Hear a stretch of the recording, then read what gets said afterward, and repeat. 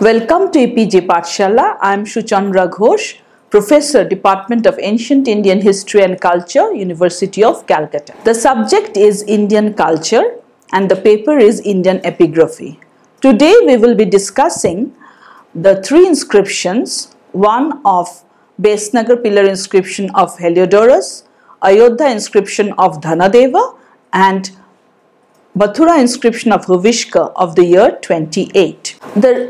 These three inscriptions belong to three different dynasties and they have been compiled together.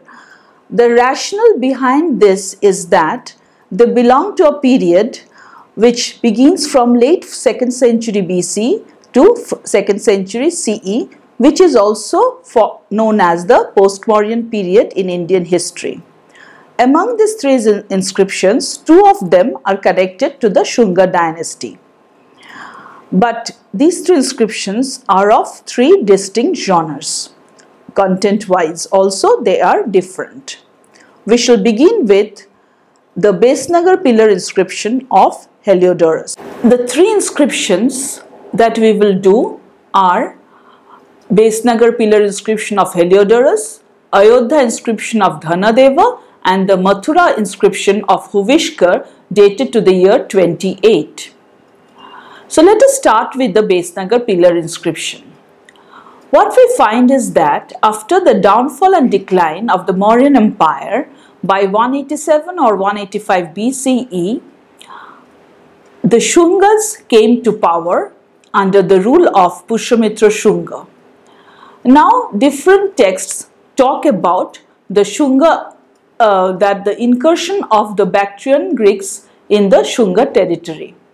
We have Patanjali's Mahabhashya, which can be dated to 150 BCE, which talks about the incursions of the Bactrian Greeks.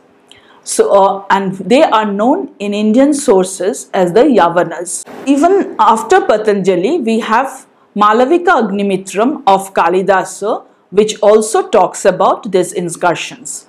Patanjali, while giving an idea about a grammar, he says, Arunad Yavana Saketam, Arunad Yavana Madhyamikam, which means that the Yavanas had come to these places in recent past. Therefore, we can say that it was probably during the time of Menander that the incursions of the Yavanas happened in the Shunga territory. Moreover, from the Malavika Agnimitram, we know that the horse of Pushyamitra was stopped by the Yavanas and his grandson Vasumitra was able to defeat the Yavanas. In this background of rivalry between the Indo-Greeks and the Shungas, the Besnagar pillar inscription indicates a transition to cordial relation between the two powers. It is an interesting inscription of the Shunga period which is inscribed on a pillar at Besnagar, which is in the Bhilsa district of Madhya Pradesh, the site of ancient Vidisha. You can see here the column which has a Garura Dhwaja, which means the capital has the emblem of a Garura. The language of the inscription is Central Western epigraphic Prakrit with some Sanskritic spellings. The script is Brahmi of the Shunga period and it consists of 6 lines. So you can see that these are very short inscriptions. The date is given in the inscription as 14th regnal year of the ruler King Kasiputra Bhagavadra. So we can place it perhaps in the late 2nd century BCE.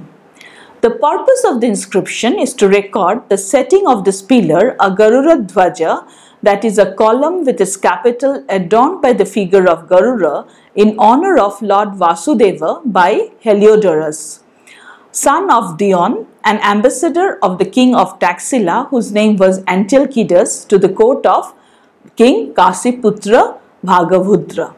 If you look at this map, you can see the territory that the Shungas occupied, and on the northwest it was the Indo-Greek territories. So the Shungas actually had quite a lot of area within their control in North India, Ganga Valley, and of course in Central India. You can see the location of Vidisha in the present day Madhya Pradesh region.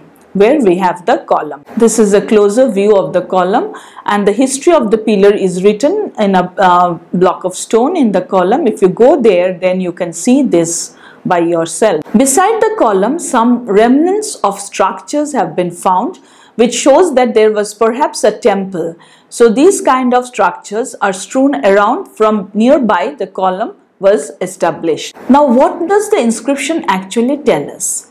The inscription says that this Garuda pillar of Vasudeva, the god of gods, was constructed by Heliodorus, which I mentioned earlier, that he was the Bhagavata, son of Dion of Takshashila, the Greek ambassador who came from the great king Antalcidas and Chalcidas, to the king Kashiputra Bhagavadra, the savior, prospering in his 14th year. The term used is Tratarasa.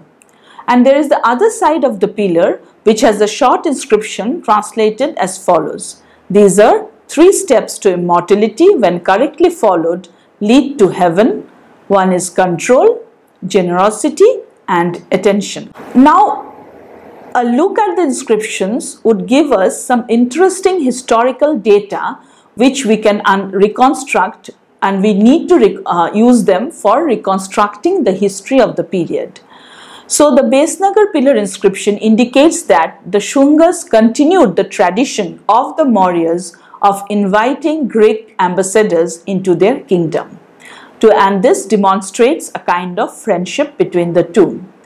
We were aware of King Antalcidas from his coins. This inscription further proves that his presence was in Taxila as the ruler of Taxila. Kashiputra Bhagavadra was the 5th ruler of the Shunga dynasty, and he can probably be identified with Bhadraka of the Puranas. It is interesting to note the titles used in the inscription.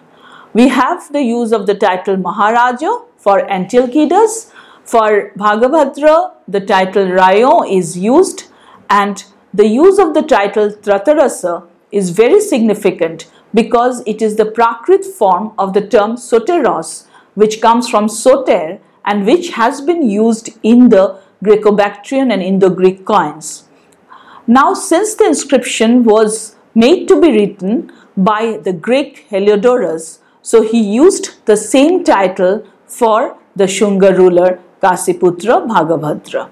This inscription has a strong religious importance.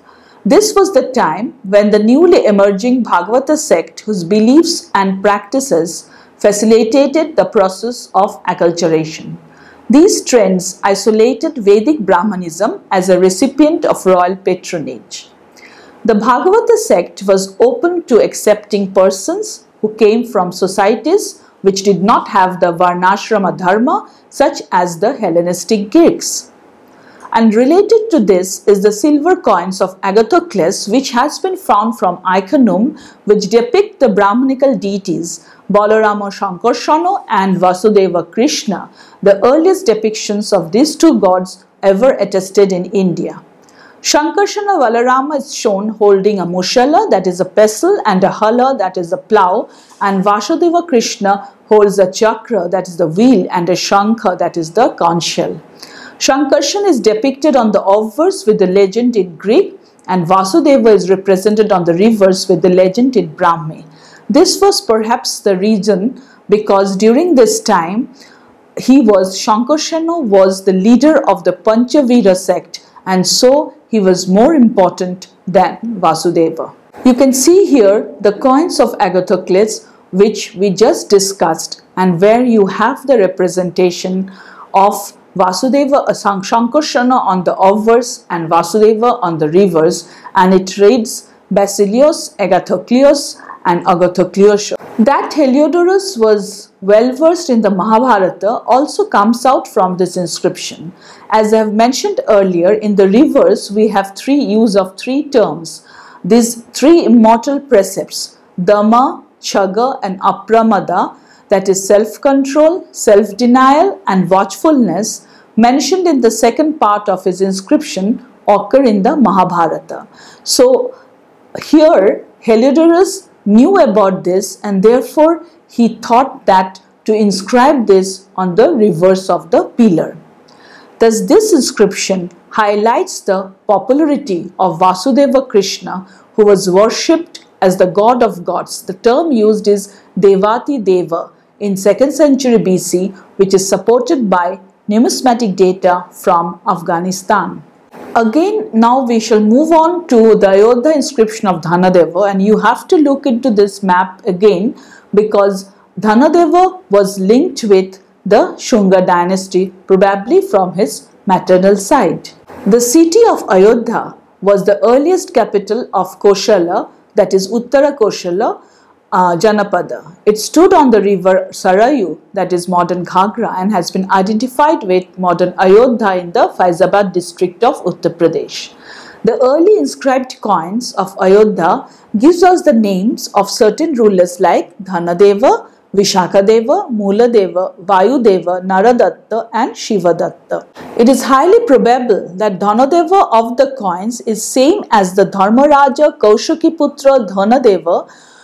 Actually, the part where Deva is written is not properly understood because it is broken.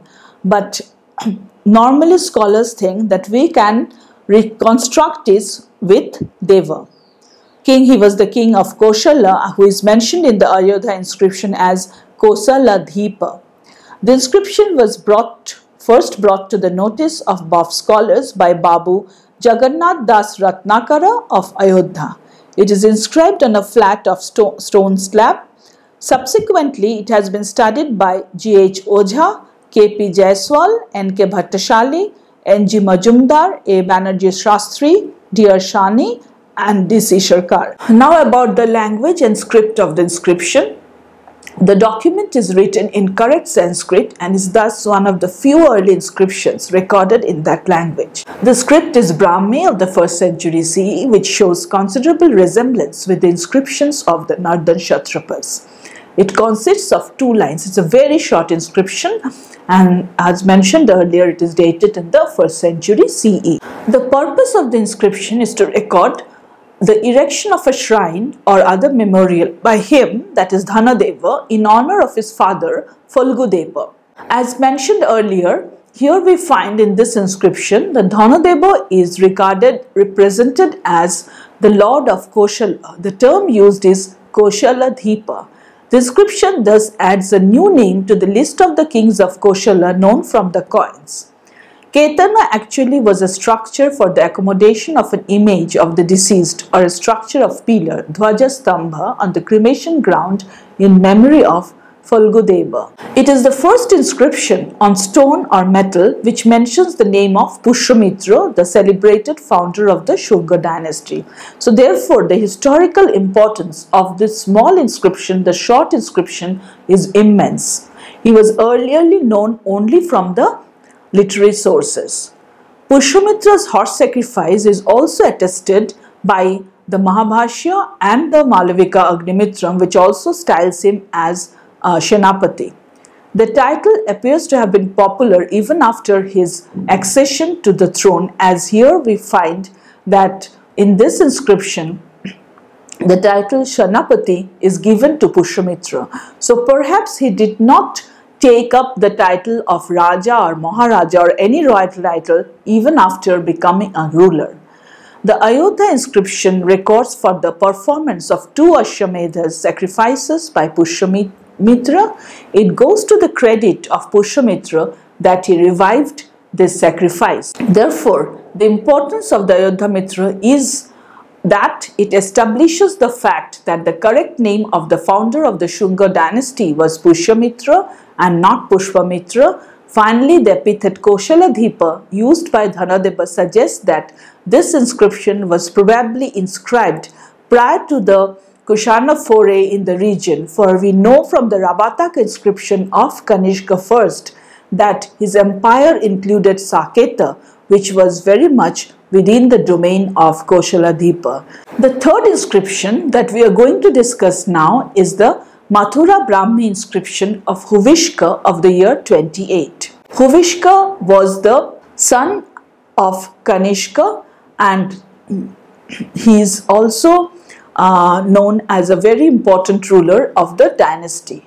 The chronological framework of the dynasty of the Great Kushans is provided by a series of inscriptions dated in the era of Kanishka. Recent historiography prefers to have Huvishk after Kanishka, though earlier the scholars thought that in between Kanishka and Huvishk, another ruler ruled who was known as Vashishka. Huvishk, as you can see the coin of Huvishk, the obverse. He was a very powerful ruler and famous Kushana monarch, well represented in a large variety of coins and inscriptions. Actually, among the Kushana rulers, the largest varieties of coins were issued both by Kanishka and by Huvishk, and with different kinds of devices.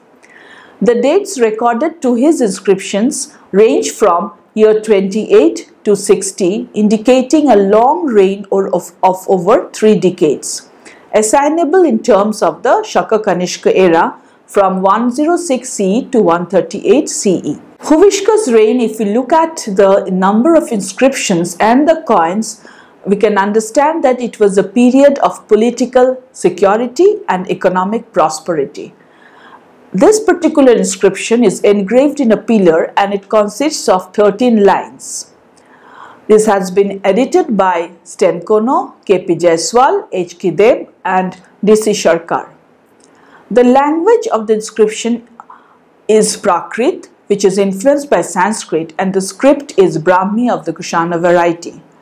Numerous inscriptions of Mathura were written in this language. The purpose of the inscription is very interesting. It is inscribed to record the endowment of a Punya Shala, that is a hall for acquiring merit through distribution of alms, with an Akshaya Nivi, that is a permanent endowment which could be withdrawn and whose interest which could not be withdrawn and whose interest alone could be enjoyed. The inscription says that in the year 28, on the first day of Gorpiaios, an Eastern, or because the term used is Prachini, so scholars think that Prachini could be either Eastern or it could be Old. Hall of Merit was given a perpetual endowment by the son of Kanasarukamana, the lord of Kharasalera, and an official in charge of the temple who was known as Vakanapati. The endowment is of 550 Puranas in each of the 2 guilds of flower makers, Samitakara and at another, we don't know exactly the name of the guild because it is broken. From the interest of that endowment, each month 100 Brahmanas should be served in the open hall. Each day, in front of the door of the Hall of Merit, some provisions for the benefit of hungry and thirsty destitutes must be made. These are the 3 adhaka of groats, 1 prastha salt, 1 prastha shaku, 3 ghataka and 5 mallaka of green vegetable bundles. The merit for this should be accrued to the Devaputra Shahi Huvishka and those to whom the Devaputra is dear, and may the merit accrue to the whole world. Now we shall talk about the historical importance of this inscription. In this inscription, we find the use of the Macedonian month Gorpiaios, which is written in Prakrit as Gurappia. This is in congruence with inscriptions from the northwest. In the inscriptions from the northwest, we find not only references to Indian months named after stars like Kartika, but also to Macedonian or Greek months. These include the Panemas, that is Panemasha, the Artemisius, Artemisia, the Apellius, Apella, the Daisius, Daishika, the Odanius, Avaduna Kalga. And here in this inscription we have the Gorpiaios, that is Gurappia. This change in the dating pattern in the northwest commenced during the rule of the Indo-Greeks and continued till the Kushana period. Thus, even in Mathura, use of the Macedonian month continued. It is also apparent that the system was influenced by the pattern of dating familiar to the Greek world. Normally, we find this kind of dating in the Kharoshthi inscriptions that were issued by the Kushanas and even previous to the Kushanas, the Indo-Parthians, the Indo-Scythians. But their use in Brahmi inscriptions is also striking. Apart from this, we have a very strong economic importance of this inscription. This is the referring to the presence of guilds in the Kushana Empire. This inscription talks of the existence of guild of traders, which is known as Sreni. Actually, Srenis were Srenis, Puga, Shangha. These are the terms that we find in the Pali literature used for the guilds, and we find them from the period of the Janapadas only. And during the time of the Kushanas, the Srenis became very important. These actually started functioning as a bank, and here in this inscription we have such an indication. So it records two perpetual endowments, Akshayanivi, that is known as Akshayanivi, in Purana currency, made in two guilds entrusted with the task of performing certain acts out of the interest on the amount. Now, what is an Akshayanivi? An Akshayanivi is a permanent endowment in the sense that it was given on the condition that the principle of the endowment would be maintained in perpetuity, means forever, and the donee could make use of the income accruing from its interest. So, the capital is not given, and it is the interest which the donee continues to use. So there is a kind of a credit system which was prevalent in the functioning of a Sreni.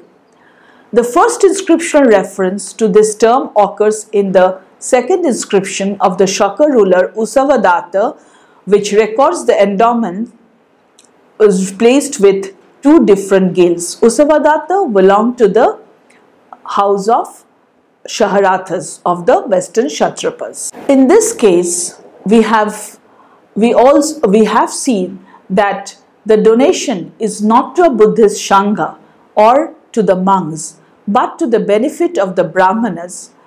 But if you look at the other inscriptions, the vocabulary of this inscription is also the same as seen as the Buddhist donations. Donation to the guild of Samitakaras. Samitakaras are wheat flour dealers. Indicates the importance of the profession. We have such names, a list of such names in the Mahavastu, where also the name of Samitakara is present. Apart from that, there was another guild. The name cannot be read, but it must only the Kara portion could be read. So it must be also another very important guild whom money was being given. The entrusting of a substantial amount of money with these guilds speaks of their economic stability. Another interesting monetary term is here the use of Puranas instead of the dinara, which was the Kushana common gold currency. So the Purana coins mentioned in this inscription could have been either indigenous silver coins struck officially or unofficially in pre-Kushana period, or even silver pieces minted locally or unofficially in the Kushana period itself. We have reference to Ardhaka and Prastha as measuring unit. From this term Ardhaka only, we have later the term called Arhabapa. A Prastha is usually 1/4 of an Ardhaka, though we have to remember that the measurements differed in early India from region to region. So normally it was 1/4 of an Ardhaka, but it could change in some other places also. Thus, it is evident that the Mathura inscription, even though it is a short inscription of the year 28, in spite of it consists only of 13 lines, throw ample evidence on the economy of the period by referring to the guild-like activities, perpetual endowment, and the concept of interest within the general notion of donative records which one inscribes or gets inscribed for accruing merit. So thus what we find is that when we look at these three inscriptions of three different genres, it appears that within the post-Mauryan period, which was a very vibrant period of early India, we have the presence of the guilds, which were functioning not even as a bank.